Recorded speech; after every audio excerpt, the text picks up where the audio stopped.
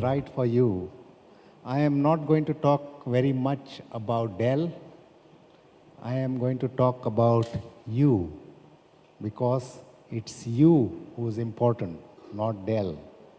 You are here because you need to benefit from the right cloud for your use.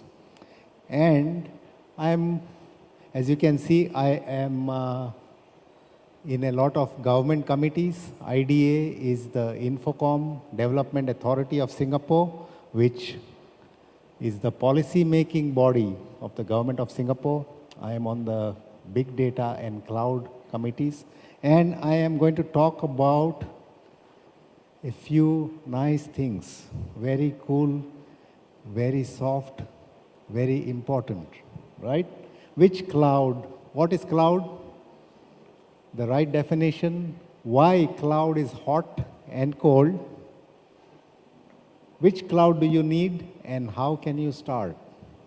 I have one important point to tell you. Many of my slides are confidential, so I cannot give you a copy of the slides, but I cannot prevent you from taking pictures, so feel free. Okay, first things first. Let's first define what is cloud computing, right? Cloud computing, many of you may think, is all of this stuff, which is very nice but very useless. But you need to know from your point of view, what are the 6 or 7 things that you must make sure is in your cloud service provider, and that is called Seminal, S-E-M-I-N-A-L. S for service-based, which means cloud is a service. E for elastic. Elastic means every time you need more cloud resources, more storage, it should automatically give it to you. Metered by use, so you pay per use. You pay only when you use it. If you don't use it, the cloud service provider should not charge you. Internet technologies must use the internet, either wired or wireless, anywhere, anytime. So the simple definition of cloud is any application available anywhere, anytime, on any device, as long as the device is connected to the internet. So internet is important. Numerous tenants, we call it multi-tenanted, which means you don't know in your cloud service provider how many other people are using the same service. So there is no exclusivity, right? Authenticated user is part of security. So unless there is some authentication, just a password is not enough because somebody can hack into your password. So you should ask your cloud service provider to offer you 2-factor authentication. If you are doing a critical work, it should be 3-factor. So what is 3-factor? Password, fingerprint, retina, or a double password for specific applications. So that is authenticated user. Latency is important because if the service is not available or too slow to download to your device, you have to ask your cloud service provider to let you know well in advance if he is experiencing an outage or there is a server failure. So this is the modern definition of cloud. It's not like the old days where the cloud service provider can say either take it or leave it. Now what you do, if he doesn't comply to the SLA, you sue him. Or if you can't sue him, you talk about him on Twitter, on Facebook, on LinkedIn, on WhatsApp. That is more harmful, right? So think about you, because you are the customer. You are paying the bills. Don't worry about the vendor. Okay, next. What types of cloud? All types of cloud. EEAS is everything as a service, which means everything offered to you on a pay-per-use is cloud. The first one which everybody knows is infrastructure as a service, where you get compute power from the company like Amazon. You pay for compute power called EC2, Elastic Compute 2, right? PaaS is platform as a service, where you can do development ops, DevOps on the platform. Either the platform can be open source, like Linux, or it can be Windows. Software as a service, which everybody knows about, the most important one is Gmail. Gmail is software as a service. Salesforce.com is software as a service, right? Security as a service is becoming more important nowadays. So there is one company, if any of you are CIOs, keep a note of this company. It's called SecureWorks. They will outsource your entire security as a service and indemnify you against any malicious attack, against any denial of service attacks. So think about it. All your security problems are outsourced to somebody else. This is e-commerce as a service. So Alibaba offers this. In India, you have a company, you have multiple companies, but Flipkart offers e-commerce as a service. eBay is e-commerce as a service. And finally, you got disaster recovery as a service, which means all of your workloads are duplicated on the cloud for a fee. And every time your primary site goes down, you can use the duplicated cloud to keep your business running. So everything is a service on the cloud. Everything is metered. Everything is pay-per-use. Next, what are the types of cloud? You have three types. The first is public cloud, which all of you are well versed. Gmail, Facebook, Twitter, they are all cloud platforms. They are all free. You have private clouds, mainly in healthcare. BFSI is banking, financial services, and insurance. And the last is government. Why? Because of security concerns. So all of that is kept in a private cloud, in-premise. What it means is all of it is using cloud technologies only for internal or community use, right? Hybrid cloud is a good go-between. So hybrid cloud is where you keep your strategic information in your private cloud and keep all non-strategic information in a public cloud. Or specifically during Christmas time, when you have a lot of workloads, you can burst out to a public cloud so that you only use the extra services during Christmas shopping period. After Christmas is over, you come back and you stop paying the public cloud. So that's how you optimize your ROI in the cloud paradigm, right? Okay, why cloud is hot? Number one, this comes from a CIO appointed by the government of the United States. This is the first ever CIO appointed in 2010 by the Obama administration, Vivek Kundra. And this is what he has to say. You can read it yourself, right? Number two, why cloud is hot? This comes from McKinsey. Cloud computing is the third IT revolution. The first was personal computing. The second was the birth of the internet. The third is cloud computing. And the fourth is big data. And if you want to know more about big data, please attend my session tomorrow afternoon, 2:35, same place. Okay, the last, IT organizations will invest more in hybrid cloud, especially hybrid cloud. Why hybrid cloud? Because you get the best of both worlds. You get the best of the private cloud where you have security and you have control, and you have the best of the public world where you have bursting out. Okay, let's go forward. Why cloud is cool? Here's an example. of a little child. He has no money for clothing.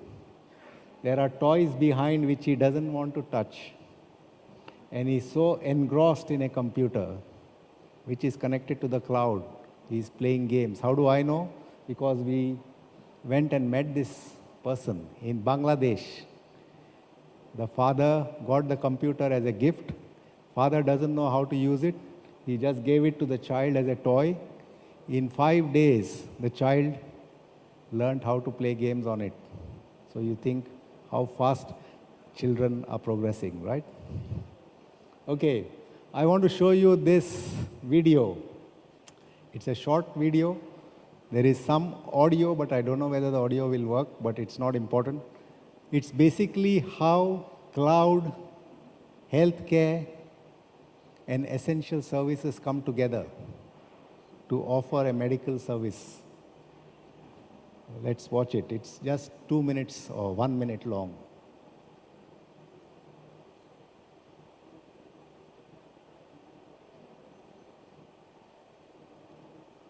There is no audio.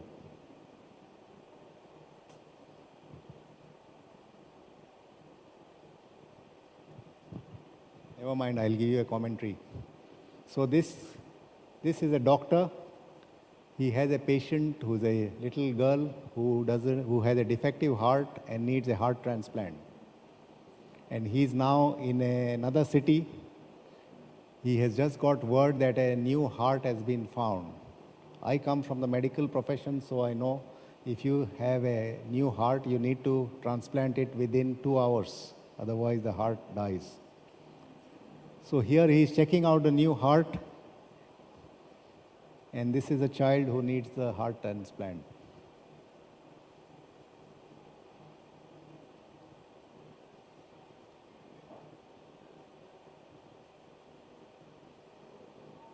So that's all.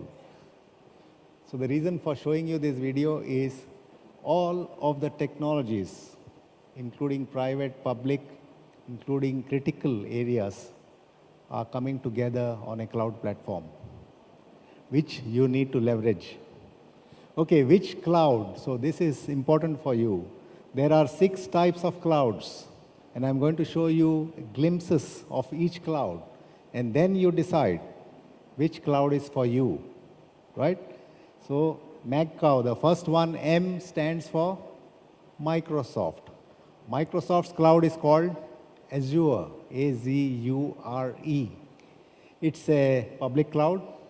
It also has security built in, and you can see the number of customers, the number of applications, the number of countries, the number of emails which are floating around in the Azure cloud. It has its own search engine called Bing, B-I-N-G. So who should use this cloud? Any one of you whose native environment is Windows, or your programming environment is .NET. For you, this is an ideal cloud. You can get additional security from Microsoft by paying an additional fee, which is worth it because all your applications that you are used to can be delivered from the cloud on a pay-per-use basis. Okay, next, AWS. AWS is Amazon Web Services. It's the first cloud in the world, the first public cloud, and it's called EC2. It also has a storage component called S3, simple storage called S3. And it has got all the connectors. It can do a lot of complex calculations for you. It can also connect you to the big data stack called Hadoop. And it is on a pay-per-use basis. There is nothing free about this. Azure is partly free as long as you don't use the critical services. In AWS's case, you must be a little technically knowledgeable to be able to use AWS. Otherwise, you can have an SI in the middle, a systems integrator, who can help you to burst out to AWS and it's very cheap as long as the number of VMs is in control, right? So that's AWS. It's for who among you? It's for whoever who has technical expertise in-house to learn how to work on a Linux platform.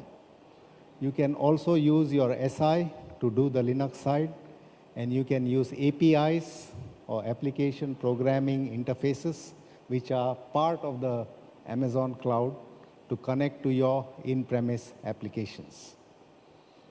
Okay, Google. Google has its own cloud. It's very common among small businesses and also common among consumers. So for instance, if you want to store a huge amount of data, you have children who do project work in school and want to store videos and want to connect them to various applications, I would highly recommend a Google Cloud. It has all of the basic stuff. It can also do some programming. You can do DevOps on it, but it's not enterprise grade at this point. A lot of large enterprises are not using it, but you can use it to your advantage because it's fast, it's available, it never fails, and it is free. Okay, next, Citrix. Citrix has a cloud, or it's more of a platform, and it's ideal for VDI. VDI is virtual desktop interface, or what is called as cloud client computing. So if you are a large enterprise with a lot of distributed employees across all of ASEAN, and you want to empower your employees with a simple desktop or a laptop which will connect to a virtual machine, this is ideal because it's very tested, very secure. A lot of companies use it worldwide, and it's very famous for end-user computing like PC, Zen client, and so on. Okay, OpenStack is my favorite cloud because I come from that world, and it is the fastest growing cloud among large enterprises like telecom companies, or a lot of companies in Philippines, in Vietnam, Cambodia, Laos, India are all trying OpenStack. What's the beauty about OpenStack? It's free. What's the negative side about OpenStack? You need to learn Linux and how to operate this. It's not a very simple cloud. It refreshes itself every 6 months. So this is the only cloud platform in the whole world which will refresh with regularity. Every 6 months, there is a new release which has very high-end as well as low-end applications. You can do all of it on OpenStack. All of it is legally free. But I would recommend for a country like Philippines, since you need hand-holding because it's quite a technical area, you might want to talk to companies like Morphlabs, M-O-R-P-H-L-A-B-S. Morphlabs is a certified OpenStack, open source systems integrator. They also do development work. They also work with very large enterprises in the Philippines, and you might want to check them out online, right? The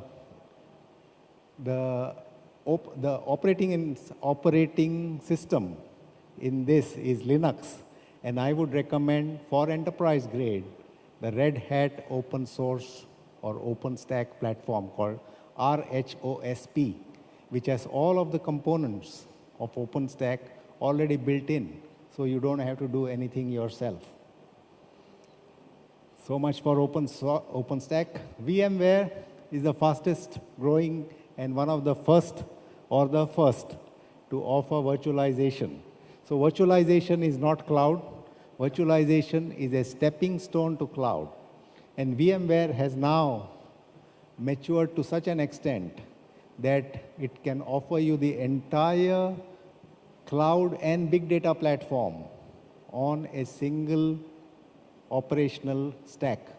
This is mainly for large enterprises who need enterprise-grade security, enterprise-grade functioning and operations, reliability, and it is for large companies like banks, retail chains, and whoever else who has a virtualized environment and want to go to the next line, right? Okay, how to select the right cloud for you. So I'm going to give you some tips and feel free to take notes. Okay, is public cloud for you? If you go on a public cloud, you should know the dangers. Here's the danger. The danger is if the public cloud goes down, what happens to your business? And you can see all of the outages. Outages means non-availability of the cloud service. This is from Cloud Harmony. It is a public document, and these are published figures from all of the major cloud service providers. So if you have a business that's not mission critical, and you have workloads running also on the cloud and also in premise, then you should coolly look at a public cloud, right? Next, is private cloud for you? So private cloud has its own merits. You can get total control of your operations, of your workloads, of your applications, of your databases.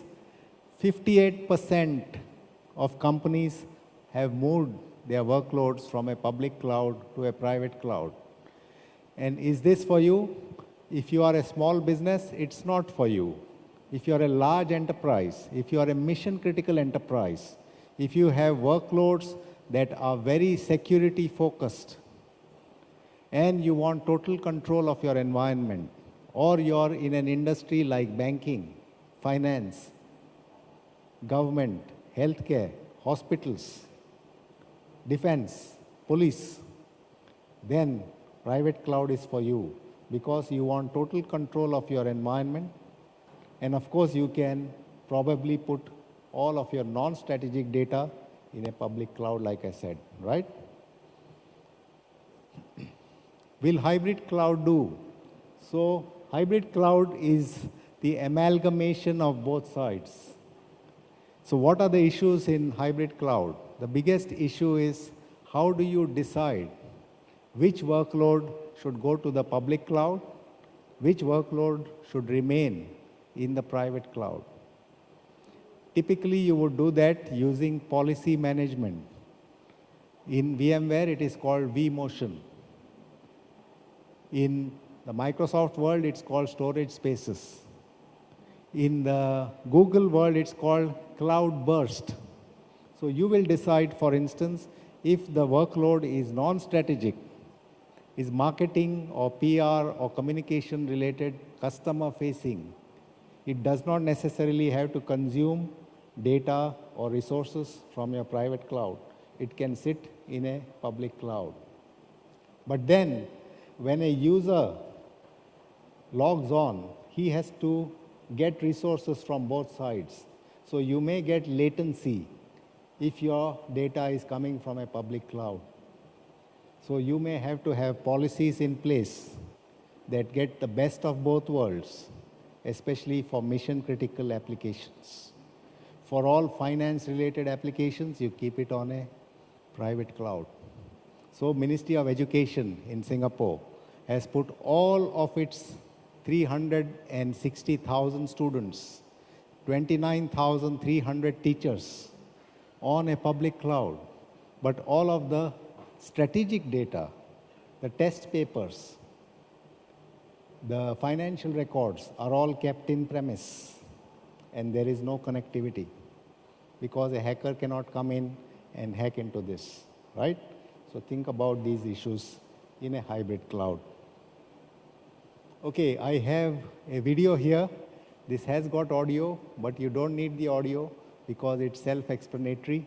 This is about the dangers of cloud and big data and how you or all of you, including me, are exposed to this danger each and every day of our lives.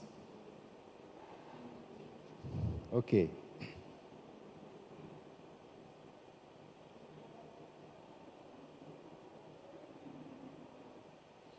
This is a real life experiment and it has got subtitles, so I don't need to give you a commentary.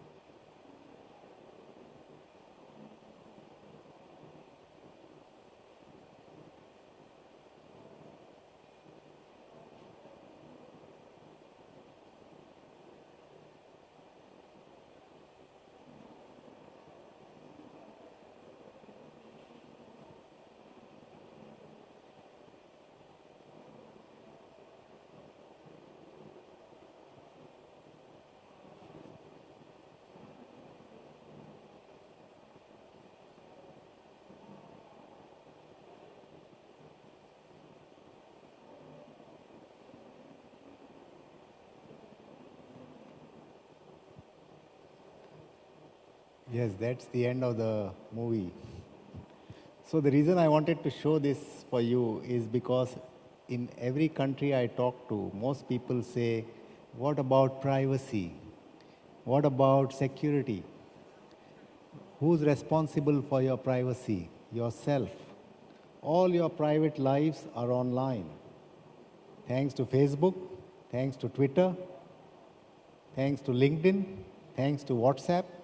So if I am a hacker, or if I am a big data scientist, or if I am a spy, or if I am your enemy, I don't even need to know programming to hack into your life, right? All I have to do is use big data technologies to get into your account and see, befriend you on Facebook. Many people in Facebook I know have 2,000 friends, but who are your real friends? There is one person I know in LinkedIn who has 1,200 friends. I am one of them. And I got into his LinkedIn and I found out a whole lot of things which was nonsense. But worst of all, through his LinkedIn, I could get into 4 other people without even doing any programming. You see, we call it brute force passwording, which means you get a program from the web which will try all of the combinations of numbers and digits until it finds the match, and most people have 4 or 5 or maximum 6 character passwords. Worst of all, your cell phone. So if you are an Apple user, you have 4 digits on your cell phone. How hard is it for anyone to crack 4 digits? The permutations and combinations are not very large. It will take a good computer without a good server, a bad server but a good computer with some skills, 2.5 hours to get all of the numbers right to hack into your cell phone. And from your cell phone, see all your transactions, get all your databases, go into your VPN. So you see security is a big issue in our lives, right? So be aware of it. I am not giving you a solution, I am giving you the problem. So let's go forward. Issue number 1, security. Philippines, this happened in April. See the dateline, 13 June 2016. There were 2 hacker groups within the Philippines who hacked into government data. And this data is available on the dark web for anybody who pays $100. All of the security details are available. So you can take a photo of this, go online, read the full story, and see how security makes such a big importance in our lives. Next, availability. Availability is a key issue. So Singapore, the reason I am showing you this is because the Singapore government has taken steps to ensure that cloud service providers stick to their word. If a cloud service provider says, I will offer you 99.99% availability, that is about 10 hours of downtime, and he exceeds that, the government will fine him and he will lose his license. Because as you know, Singapore government is very strict. How do I know? I am the chairman of the committee.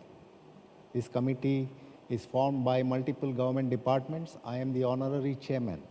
And we have come out with a guideline that you must ensure that your cloud service is available. Why?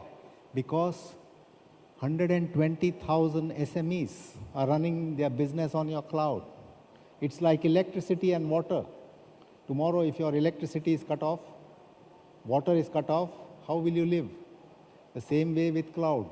If your business is running on the cloud and the cloud is not available, you will go bankrupt. Think about it this way, right? It's an essential service now. So here are some guidelines that you might want to ask your government to enforce. There are 4 tiers of responses. CSPs is cloud service providers.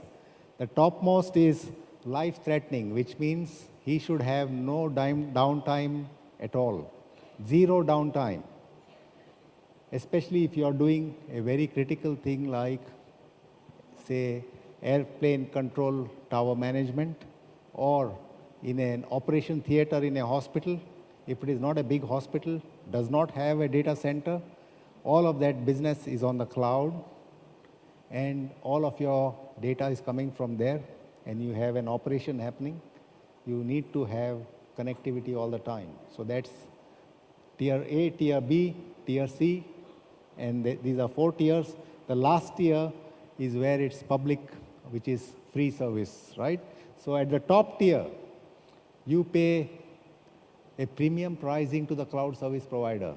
In return, you want guarantees that his cloud will never fail you.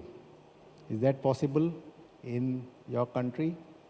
It is possible as long as there are laws regulating it and as long as the laws are enforced.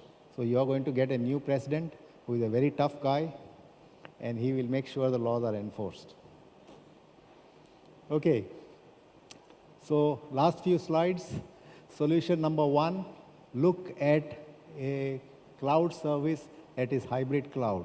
So if you are on Microsoft, look at a service that offers you a Microsoft-based hybrid cloud that you can set up in 3 hours. If you are on the Linux side, look at a Red Hat cloud, OpenStack cloud. As I said before, Red Hat is our most preferred partner because it has a enterprise-grade OpenStack platform, the only one in the world. So depending on what you want, you can take either of these because you can be on either of these platforms. And the number 1 thing you need is agility and speed. Not, you don't go to a cloud environment to cut cost. You go there to boost your speed of service and agility. And this is to show you how having your own in-premise cloud makes sense in 5 years, where your ROI is very strong. The reason for this is because, not because I am selling any servers to you, but because if you put your business on a public cloud like Amazon, it's okay as long as the number of VMs is below 100. But every time you have a huge spurt or you're doing big data jobs and the number of VMs increases, you're paying per VM, per day, plus bandwidth cost. So you add up all those costs on a 5-year ROI, it's as good as having your own cloud in your own premises, which is a private cloud, right? So that's the genesis of this chart. Okay, let me show you solution number 2. Break even in 13 months, you need a service that is a data center in a box. So if you're a small enterprise and you need a data center and you don't have a data center because you don't need so much resources outside, why not set up a data center in your office? All you need for a data center is 3 or 4 servers, storage, a lot of storage, and a switch which gives you an assured connection to the internet or to your leased line or whatever, right? So look at 63.9% lower TCO, total cost of ownership. This is an all-in-one. It will run Windows or it will run Red Hat Linux. You can decide what you want to run. And you can put it on VMs or you can put it on bare metal. And it can be into a hybrid cloud. So all your in-premise, your strategic stuff, you keep in this. All of your non-strategic stuff, you burst out to a public cloud. That's how you solve your enterprise problems, right? Okay, this is just an ad. I'm not trying to sell you this, but please read it. A few more. Why Dell? Number one, we not only want to sell to you, we want to be your partner, and we want to show you that we are doing more than just selling stuff to you. We are also involved in the recycling business. We make sure the environment is protected. We give back to charity. We ensure that these standards help you to save electricity. And we have servers that will run at 45 degrees C. The only certified servers that will run without air conditioning. So you save a hell of a lot of money, right? But like I said, I'm not here to sell you. I'm here only to show you. So these are some promotions. If you are interested, please read this. Otherwise, you can close your eyes. No problem. This is promotion number 1, DUF. It's only available at this event. And as you heard before from various speakers, this is the biggest Dell user forum we are doing in Asia. This is another bundle and promotion. If you are interested or your friends are interested, take a look at this. Okay. Next, some more promotions.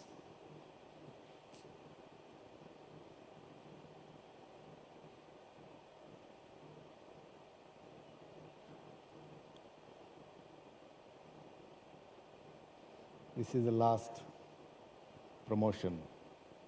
This is just a marketing promotion. Okay, so I don't want to bore you. This is my last slide. And this slide is the most important because what you need to seek is a partner and not a vendor. So who is a partner? A partner is one who analyzes your needs in ABCD. So what is ABCD? A is for analytics. B is for bring your own device. C is for cloud, D is for data center, and E is for e-security. So make sure the partner works with you on all of this because, as I said, it's about you, not about Dell, right? Bring together, work with your SI or your ecosystem because any vendor who says, I will do everything for you, I don't need an SI, I would recommend you throw the vendor out because why should you spoil your existing relationships for a vendor? Number three, customize. That's very important, especially in big data or in APIs for hybrid cloud to set policy on what data will get posted out on the public cloud. What happens when the private cloud shuts down? How do you do DR or recovery, disaster recovery from a public cloud? For that, you have to set policy. That's why you need customization. So work with a partner who works with your SI on doing this. Start with POC. POC is proof of concept. Start small. I always say, even if you're the largest bank, you start small, get small wins, make sure everything works before you scale out. Because there will be errors, there will be mistakes committed, there will be cloud unavailability, there may be hacker attacks. So you got to be prepared for all this. So best is to start small, get all of the policies covered. What happens when this thing happens? What happens when the hacker attacks happen? How do you recover DR? So DR is disaster recovery. You have RTO and RPO. That is recovery time objective. How much time is lost? Recovery point objective. At what point do you stop the process and say, let's get this recovered before we start again? So all of that is policy management. And all of that is important. That's why you start with a POC, right? Empower, train. So I always say, because I also work on big data and IoT, training should be a part of your SLA. So any vendor who comes and says, I will offer you this whole suite, you say, show me where is the training in this. And insist that the vendor puts in training so that he trains your people. Because it's about you, it's not about the vendor. The vendor may tomorrow run out of business, may get split up, may get bought over. The person who handled your account may join a competitor, and you are left high and dry, right? So think about yourself, not about the vendor. And finally, monitor, measure. That's what a partner does. The partner is interested in your success. A vendor is interested in selling to you. A partner is not interested in just selling to you. He wants you to succeed so that we succeed together. And how do you do that for complex environments? You do what is called WADIM, do with a workshop, assessment of your requirements, design what is required for you, implementation, and support and management. So all of these are part of the value chain of a partner. Only a partner does all this. A vendor does not invest in you. A partner invests time and resources and helps you succeed. So that's my last slide. This is my email address. Feel free to email me anytime, anywhere, on any device, and I will respond within 3 hours or your money back. Thank you very much.